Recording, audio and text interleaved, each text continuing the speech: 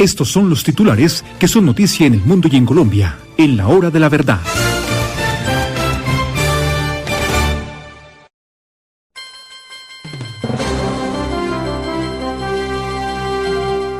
El presidente Petro, sin ninguna autoridad, sin norma que se lo permita, sin motivo serio ninguno, ha resuelto declarar un día cívico, el día de hoy.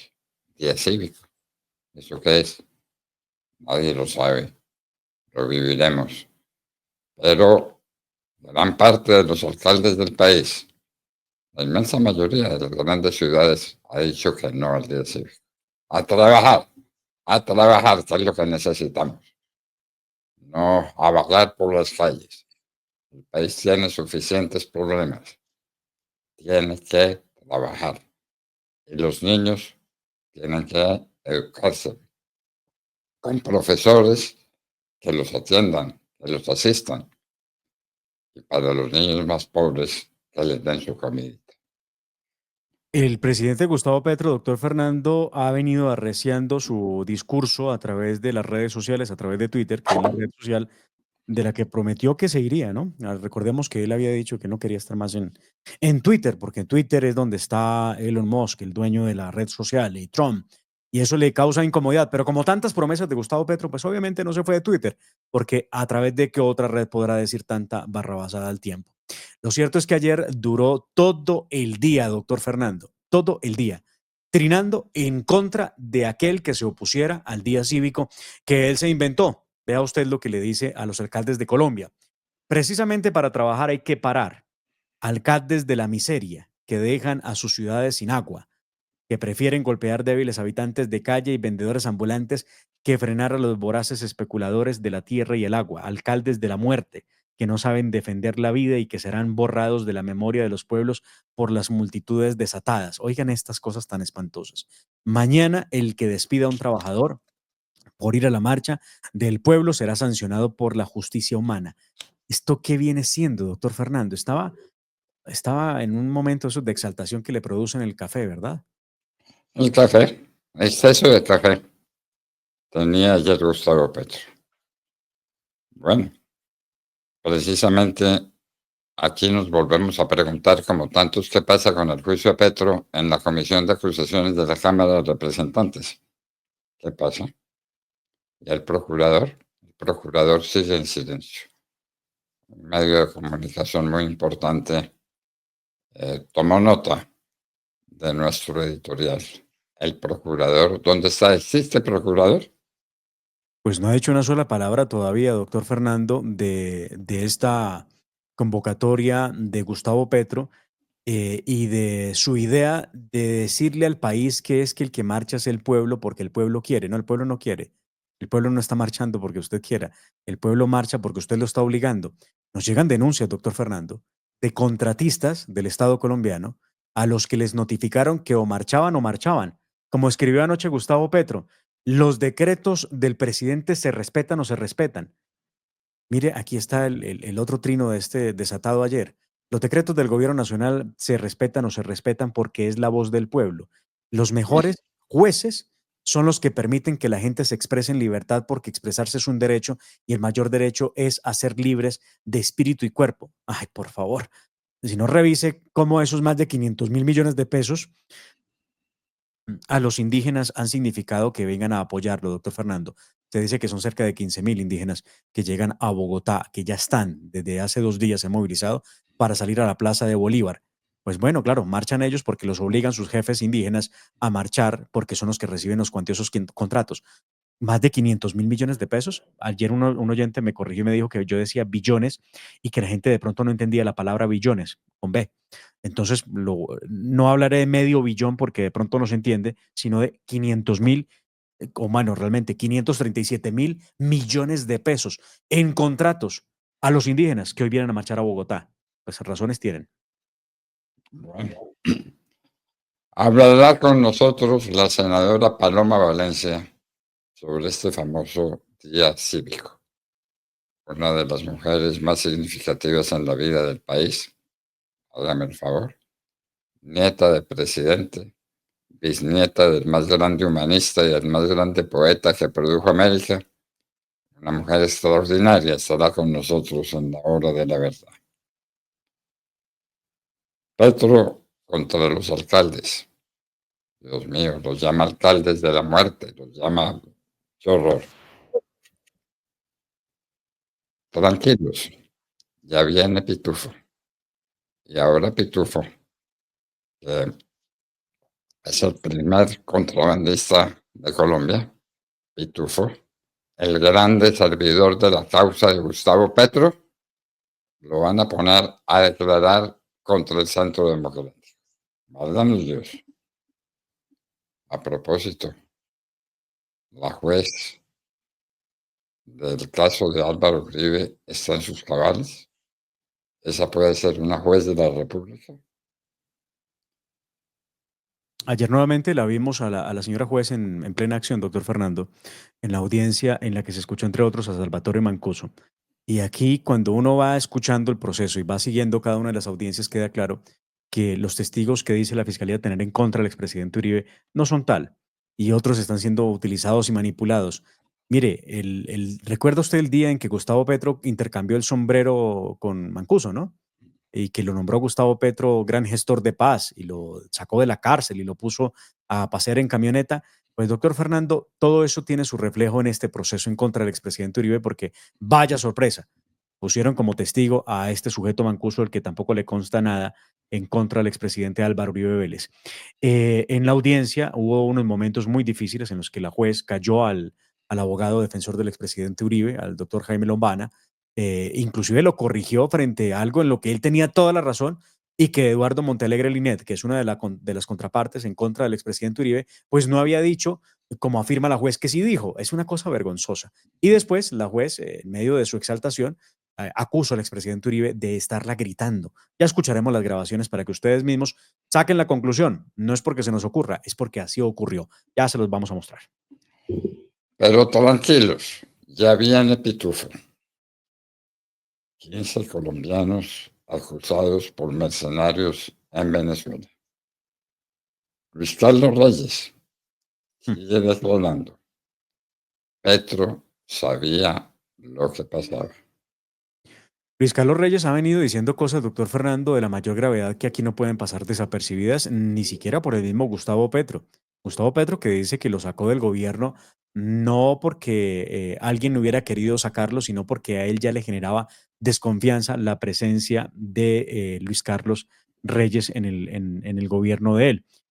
Pero Luis Carlos Reyes lo que ha venido diciendo, entre otras cosas, es que aquí se inflaron, doctor Fernando, las cifras del recaudo, y que ya estamos en una situación en la que Colombia rompió la regla fiscal. Las declaraciones de Luis Carlos Reyes son de la mayor gravedad. O sea, él ha desnudado y ha dicho realmente cuál es la situación económica del país. A Gustavo Petro eso no le gustará, pero pues lo ha dicho quien fue su ministro de Industria y Comercio y quien fue su director de la DIAN, que se ha convertido en el principal testigo en todo este escándalo de cómo los políticos del pacto histórico iban a exigirle cargos en la Polfa y en la DIAN. Sobre todo, recuerde usted el caso de Cartagena, el caso de Buenaventura, donde se pidieron los cargos más importantes para el ingreso en aduanas y en la DIAN.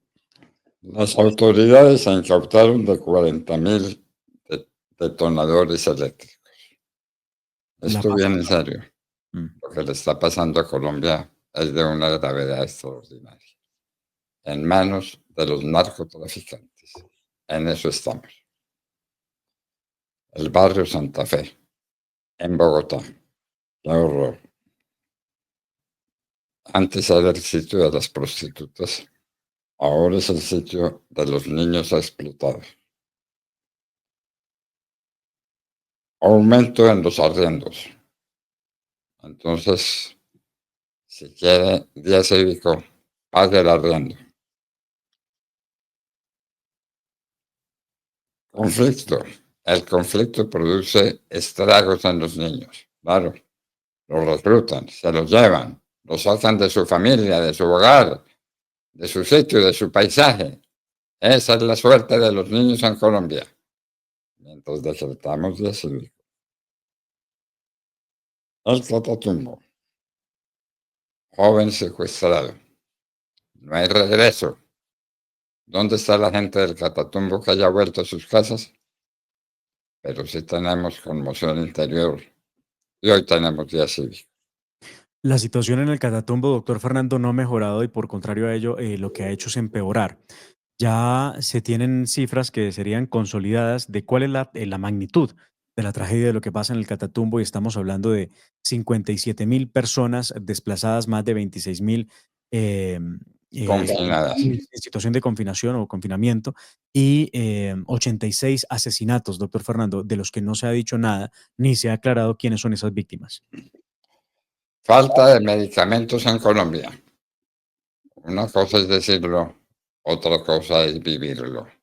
No hay medicamentos Un dato que no suficientes. es menor, el 60% del sistema de salud en Colombia lo está manejando el gobierno de Gustavo Petro. El 60% del sistema de salud.